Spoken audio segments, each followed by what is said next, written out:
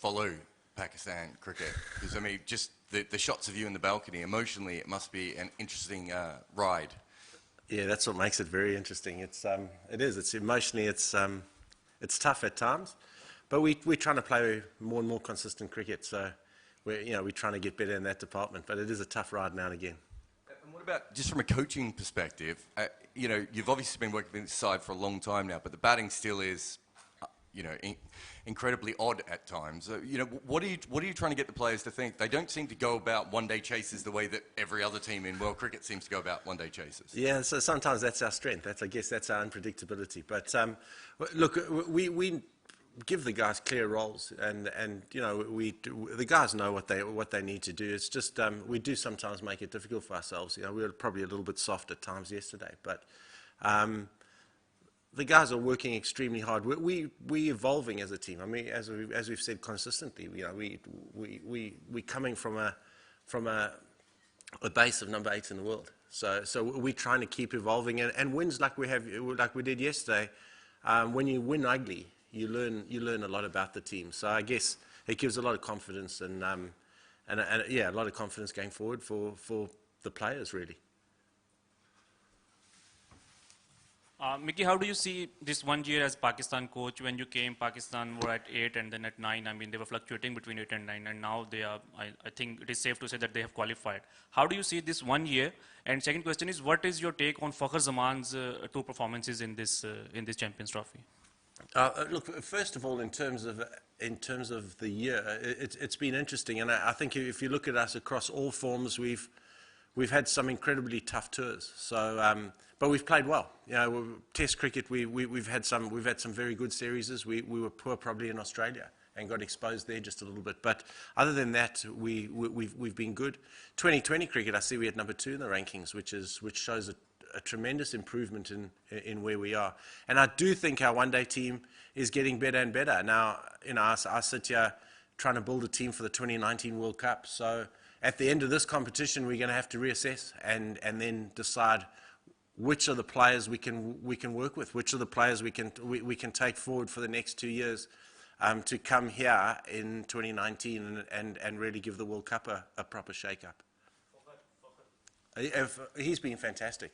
I guess it's a breath of fresh air when you see a young player come into the side and take the game on. And the good thing for us is the young players that have come into the side have all come in with a really good spirit. They've played well. You look at Fakhar, you look at Fahim, Shadab to a point, Baba, when he came in, Hassan Ali when he came in. So the young guys coming in have taken it to duck to water, which has been great. They've come in with a great attitude. They want to learn, they want to work hard, and we're getting some results out of them, which is fantastic news. The middle order seems quite fragile at the moment, so are we expecting any changes for tomorrow? Safi and I are meeting at 3 o'clock. We'll have a discussion. Look, the middle order has been exposed just a little bit. Ideally, we'd like to probably get Safi and Malik maybe in a little bit earlier, but that's something that we need to discuss. Whether it happens now or whether it happens at the end of this competition will be debated later. Mickey, do you think that winning is a habit, and what do you hope the difference between the sides will be in the semi? Winning is a habit. It certainly is. Look, we came here last year at the back end of a very tough one-day series against England and managed to get a win here in Cardiff against them, against probably exactly the same side. We know that realistically England are playing unbelievably well. They're a really, really good one-day unit with no apparent weaknesses. So we stressed yesterday at the end of the game when we sat down and had a quick debrief. We stressed that we need to play our best game, and if we play our best game, we can put them under pressure at different points of the game, and then it's just taking those points, taking those moments, and running with them like we did this time last year here exactly in Cardiff. So hopefully we can put our best game together tomorrow, and then who knows. Mickey, in this ICC Champions Trophy, Shoaib Malik, Mohammad Hafiz, Babar Azam, they failed to score 50 runs. Is this concern for you? Yeah, look, of course it is. The funny thing is they're all working extremely hard. at times they've showed flashes. I think hopefully, had we finished at Edgbaston, hopefully there would have been a big innings in there for Barber, who was 30 not out, and Malik was about 15 not out and playing really well. So hopefully, they would have got the confidence out of that. They didn't, but they come into the next game, I suppose, a little bit undercooked, but we know they're very, very good players who, on their day, can win games for us. And it's a shortened tournament, so it's hard for batsmen to get going at times. Mickey, just going back to last year, obviously you won that final game here, but you lost the previous 4. What did you learn from that series in terms of the difference between the sides in one-day cricket, and also the fact that you're going to be playing against a pretty different England bowling attack this time round? How do you think that their bowling might pose a few more problems for you? Yeah, look, I think we learned a hell of a lot from that England series. That was certainly my first series with Pakistan in one-day cricket, and to see the gulf between the two teams then, and this brand of cricket and the style of cricket, and the disciplines was pretty eye-opening. So we actually went back after that England series and assessed where we needed to be. And we kind of copied the blueprint that England had used a little bit. Yeah, you've got to have the players to do that, but we certainly tried to revamp our team as best we could at that time. Bowling attack, I think, was pretty similar, because remind me. Did Plunkett not play?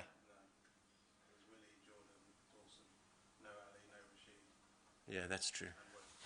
The spinners. I'm confident we touch wood, play spin particularly quite well.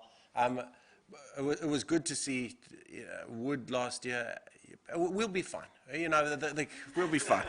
I'm certainly not going to go back to the players, and we'll have our team meeting tonight. We'll be okay. Thanks.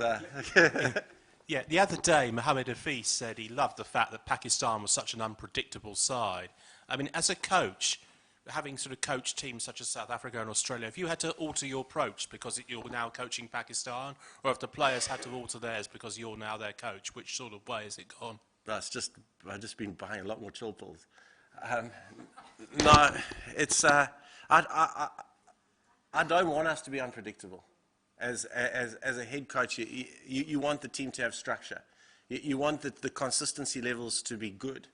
Unpredictability, as a coaching staff, we don't like. We'd like us to do the basics a hell of a lot better, day in and day out, and that's what we train for every day. So we're getting better. We're making strides in that area. So hopefully, we can, as I said, if we can put our best game forward tomorrow and do the basics really well, we give ourselves a chance.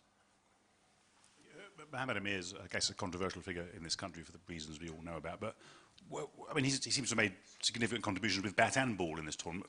Where would you say his cricket's at the moment, and also his sort of his mentality? I think his best years are ahead of him.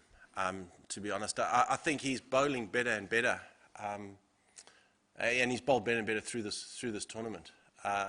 When he gets the ball to swing, he's a difficult customer. He realised yesterday pretty early it wasn't swinging and pulled his lengths back and bowled with a fair amount of pace.